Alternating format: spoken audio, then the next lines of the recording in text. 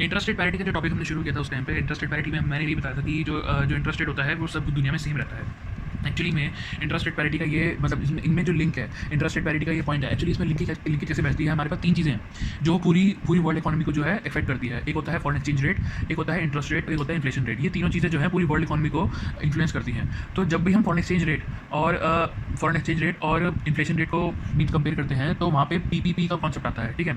और वैसे ही जब हम इंटरेस्ट रेट और फॉरेन एक्सचेंज को कवर करते हैं तो यहाँ पे इंटरेस्ट रेट पैरिटी का वो आता है। पीपीपी क्या होता है? Purchasing power parity. Purchasing power मतलब परचेजिंग पावर इन्फ्लेशन की वजह से कितनी इफेक्ट होती है। और जब भी इंटरेस्ट रेट इन्फ्लेशन की बात आती है तो इंडेक्स एक मतलब फिशर इंडेक्स होता है करके उसको हम कंसीडर करके चलते हैं। लेकिन हम बात कर रहे हैं यहाँ पे आईआरपी के बारे में। आईआरपी में आगे देखते हैं। इसमें एक्चुअली आईआरपी का मैं काफ़ी सारे क्वेश्चन जो है उस टाइम पे मैं समझा चुका था। मीन्स मतलब जो फॉर्मूला आपको मैं समझा चुका था। एक्चुअली इसमें फैक्टर टू फैक्टर के बारे में बात होती है। और इसी में एक चीज़ और ध्यान रखने वाली है कि इसमें टॉपिक आता है कि सबसे पहले तो इसमें एक टॉपिक ये आता है कि जो एफ होता है हमें फॉरवर्ड निकालना पड़ता है, हमें स्पॉट दिया होता है, हमें इंटरेस्ट रेट वगैरह इसको ये सब चीज़ें दी होती हैं, ठीक है। और इसमें हमें मतलब इंटरेस्ट रेट निकालना पड़ता है होम करेंसी का या फिर फॉरेन करेंसी का, डिपेंडिंग ऑन द कि क्या क्वेश्चन दिया हुआ है। तो इसमें जो वो यूज़ होता है वो मतलब वो पर एनम और क्वार्टरली और कंपाउंडेड क्वार्टरली वगैरह वो सब वाली प्रॉब्लम्स जो होती हैं बड़ी मतलब वो यूज़ की जाती हैं, तो वो वाली उसको ध्यान से करना। उसके अलावा इसमें एक और टॉपिक आता है जहाँ पे ये निकालना होता है कि जो कवर्ड इंटरेस्ट रेट आर्बिट्राज होता है। एक्चुअली आर्बिट्राज के यहाँ पे तीन चार टॉपिक हैं। एक तो था कि हमारे पास ट्रायंगुलर आर्बिट्राज था जिसमें हम मतलब दो करेंसी मतलब क्रॉस करेंसी के बेसिस पे दो उसमें आर्बिट्राज की सिचुएशन हम निकाल लेते थे। आर्बिट्राज मतलब क्या होता है? मतलब सिंपल सा होती है फ्री फंड का टॉपिक, फ्री फंड का प्रॉफिट, ठीक है। जब बिना बात का प्रॉफिट मिल जाता है तो उसको कहते हैं इंटरेस्ट रेट आर्बिट्राज। तो इसमें यही पॉइंट आता है कि अब जब जो इंटरेस्ट रेट होते हैं फॉरेन एक्सचेंज होते हैं वो पैरिटी पे होते हैं हमेशा। अगर वहाँ पे पैरिटी नहीं है तो वहाँ पे एक आर्बिट्राज की सिचुएशन होगी और उसको जो है लोग एक्सप्लॉइट कर देंगे, ठीक है। तो उसको जो है वहाँ पे मतलब हमें चेक करना होता है कि इंटरेस्ट रेट आर्बिट्राज हम कैसे निकालते हैं। मतलब आर्बिट्राज हमें सिचुएशन चेक करनी होती है कि यहाँ पे आर्बिट्राज की सिचुएशन है या नहीं है। उसके बाद हमें उसमें से प्रॉफिट गेन कैसे करना होता है वो हम चीज़ें देखते हैं। तो इसका कोड होता है, इसका कोड है BCIS, borrow convert invest and cell.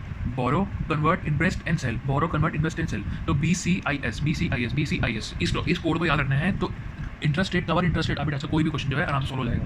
Actual में क्या होता है, नॉर्मली बच्चों को इसमें प्रॉब्लम होती है जो कवर इंटरेस्ट रेट आर्बिट्राज होता है इसमें भी वही सब है, बोरो करना, इन्वेस्ट करना, सेल करना, कन्वर्ट करना। तो जो ये मनी मार्केट हेज होता है जिसमें कोड आता है IBB, तो मनी मार्केट हेज का जो कोड होता है IBB और जो इसका कोड होता है BCIS, बच्चे इसमें कंफ्यूज कर जाते हैं बहुत ज़्यादा। दोनों में बहुत डिफरेंट चीज़ है। वो एक हेजिंग का पॉइंट है और एक आर्बिट्राज का पॉइंट है। आर्बिट्राज सिचुएशन को एक्सप्लॉइट करने वाला पॉइंट है ये, ठीक है ना। तो अब इसमें करते कैसे हैं, हमें सबसे पहले जो देखना होता है कि सबसे पहले हमें ये देखना होता है कि कौन सी करेंसी जो है हमें बोरो करनी है, ठीक है। कौन सी करेंसी हमें बोरो करनी है, चलो उसका पॉइंट बाद में समझेंगे। पहले समझते हैं करना क्या है। हम क्या करते हैं, एक करेंसी को बोरो करते हैं, कोई भी currency, for example rupee and dollar है, ठीक है ना। तो मान लो हमने रुपी को बोरो करा, ठीक है ना, करेंसी ए को हमने बोरो करा। Calculate the amount to be required to मतलब अब जब हमने उसको बोरो करा, हम मान लो फॉर एग्जांपल हमने 3 महीने के लिए उसको बोरो करा, तो हम कैलकुलेट करते हैं कि 3 महीने बाद जो है कितने पैसे में देने पड़ेंगे। मान लो हमने 1000 रुपये बोरो करे तो हमें विद इंटरेस्ट 1030 रुपये पे करने पड़ेंगे, या 1000 मतलब मान लो 1100 रुपये पे करने पड़ेंगे 3 महीने बाद। तो हमने कैलकुलेट कर लिया, तो बोरो कर लिया हमने एक करेंसी को 1000 रुपये, जिसको हमें 3 महीने बाद जो है 1100 रुपये पे करने हैं विद इंटरेस्ट। तो हम क्या करते हैं, हम कन्वर्ट कर देते हैं बोरोड अमाउंट को और करेंसी को स्पॉट ए, मतलब हम स्पॉट मतलब जैसे हमने 1000 रुपये कन्वर्ट किया तो हम उतने के जो है डॉलर में कन्वर्ट कर लेंगे, उसको उतने में डॉलर में कन्वर्ट कर देंगे स्पॉट रेट से कन्वर्ट कर दिया,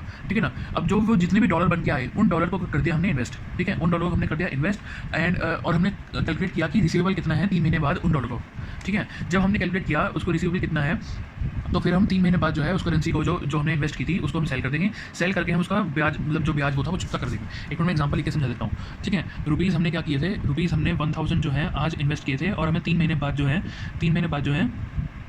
हमें 1100 रुपये पे करने हैं, ठीक है। 1100 रुपये पे करने हैं, राइट। तो हम क्या करते हैं, हम इसको जो है कन्वर्ट कर लेते हैं स्पॉट रेट पे हम कन्वर्ट कर लेते हैं। फॉर एग्जांपल हमारे पास $10 आ गए, तो $10 को हम इन्वेस्ट कर देते हैं और $10 की जो इन्वेस्ट करते हैं, सपोज हमने करा इसको कोई भी रेट मान लो 60 के रेट पे जो है हमने इसको कन्वर्ट किया था। ये तो हाइपोथेटिकल है कि ऐसा होगा नहीं वैसे कि, लेकिन 1000 को हमने 10 पे कन्वर्ट कर दिया 60 के रेट पे, ठीक है। और जो 10 रुपये का वो था उसको हमने इन्वेस्ट कर दिया, ठीक है ना। जब हमने इन्वेस्ट किया तो हमें 15 मिल गए 3 महीने बाद, 15 मिले 3 महीने बाद। तो जो उस टाइम पे जो है रेट चल रहा होगा उस टाइम के रेट के हिसाब से जो है मतलब फॉरवर्ड के हिसाब से हमने उसको सेल कर दिया और जो उसको कन्वर्ट किया, जो भी रुपीज़ मिलेंगे, फॉर एग्जांपल हमें मान लो 1200 रुपये मिले, ठीक है। 1200 रुपये से हमने 1100 रुपये यहाँ पे दे दिए, जो 100 रुपये बचा वो हमारा प्रॉफिट। तो यही हमारा आर्बिट्राज प्रॉफिट है, ठीक है। तो हम यहाँ पे ये स्ट्रेटजी अपनाते हैं। एक्चुअली करना क्या है, हमें सेल करना है करेंसी बी को फॉरवर्ड टू गेट बैक ए, ठीक है। हमें उसको करना है ताकि हम बी को वापस ले सकें। अब क्या करना है, अगर जो इनफ्लो होता है जो सेल करने पे, करेंसी बी को सेल करने पे जो ये इनफ्लो है 1200 रुपये का, ये जो इनफ्लो होता है ये स्टेप 1 का जो वो होता है, स्टेप 1 का जो आउटफ्लो होता है, जो स्टेप 1 का आउटफ्लो था उस स्टेप 1 से ज़्यादा होता है, तो हमें उसमें आर्बिट्राज का मतलब इतना जो है हमारा आर्बिट्राज होता है, मतलब प्रॉफिट होता है। अब हमारी बात आती है कि हम कौन सी करेंसी को सेलेक्ट करेंगे कि हमें कौन सी करेंसी बोरो करनी है।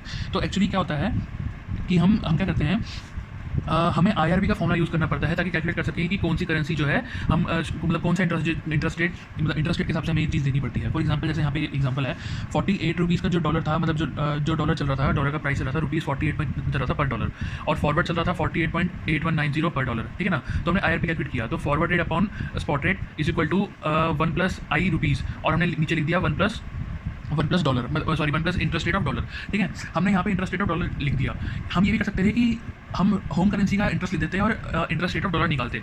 अब क्या होगा, जो इंटरेस्ट रेट आएगा और वो इंटरेस्ट रेट जो क्वेश्चन में गिवन है, जो एक्चुअल इंटरेस्ट रेट है, मतलब एक शुड भी आएगा, हमारे वाला जो आएगा वो शुड भी रेट आएगा कि इतना रेट होना चाहिए क्योंकि फॉरवर्डिंग करेंसी इतनी है, और फॉरवर्ड करेंसी मतलब जो फॉरेन करेंसी का जो रेट चल रहा है वो इतना चल रहा है, तो होम करेंसी का रेट जो है वो इतना होना चाहिए, हम उस रेट को निकालेंगे। लेकिन क्वेश्चन में एक्चुअल रेट भी दिया होगा, तो लेकिन अगर ये एक्चुअल रेट और इसमें डिफरेंस है तो हमें ये देखना पड़ता है। तो यहाँ पे एक ये डिफरेंस नहीं होना चाहिए था, ये भी 12% होना चाहिए था, लेकिन ये 11.49 है, तो 0.51 की जो है यहाँ पे 51% की जो है यहाँ पे आर्बिट्राज सिचुएशन है, तो हम आर्बिट्राज को यहाँ पे एक्सप्लॉइट करेंगे।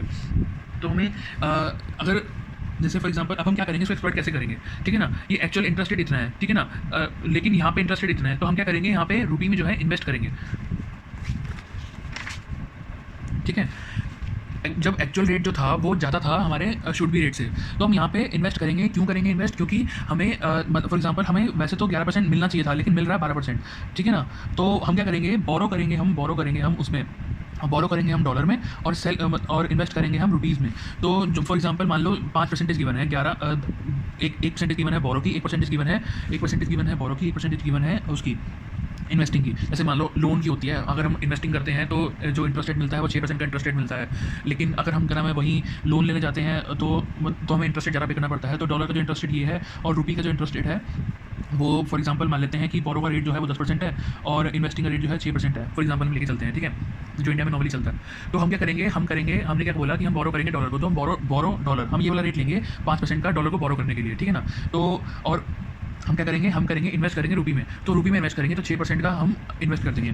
तो अब हम क्वेश्चन को उस हिसाब से लेके चलते थे कि जब हम बोरो करेंगे डॉलर का, हमने बोरो @8%, ये क्वेश्चन में 5 की जगह 8% होगा, और 6 महीने के लिए हमने बोरो करा, उसके बाद स्पॉट रेट पे सेल कर दिया, ठीक है ना। स्पॉट रेट पे उसको सेल किया था, जो पिछले रेट लिखा था उसी रेट पे, ठीक है ना। हमने उस अमाउंट को इन्वेस्ट कर दिया 6% के रेट पे। यहाँ पे 12% है, क्वेश्चन वही चीज़ के नाम है 12% लिखी होगी, यहाँ 6% का ऐसे रेट लेना है, तो ये वाला रेट हमने यहाँ ले लिया। अब जो ये पैसा आया है, ठीक है ना, ये रुपीज़ आया है, तो हम उसको क्या करेंगे, रुपी को फॉरवर्ड सेल कर देंगे। फॉरवर्ड सेल से हमारे पास इतने डॉलर आएंगे, तो ओरिजिनली जो डॉलर हमने वो किए थे और ये जो डॉलर है, इनके अंदर जो गैप आता है, यही हमारा आर्बिट्राज प्रॉफिट होता है या प्रॉफिट एंड लॉस जो भी होता है, ठीक है ना। तो जो हमने यहाँ पे फॉरवर्ड सेल करना है, ठीक है ना, और वहाँ पे जो था हमने यहाँ पे बोरो किया था, हमने स्पॉट सेल किया था, यहाँ पे फॉरवर्ड वो करेंगे,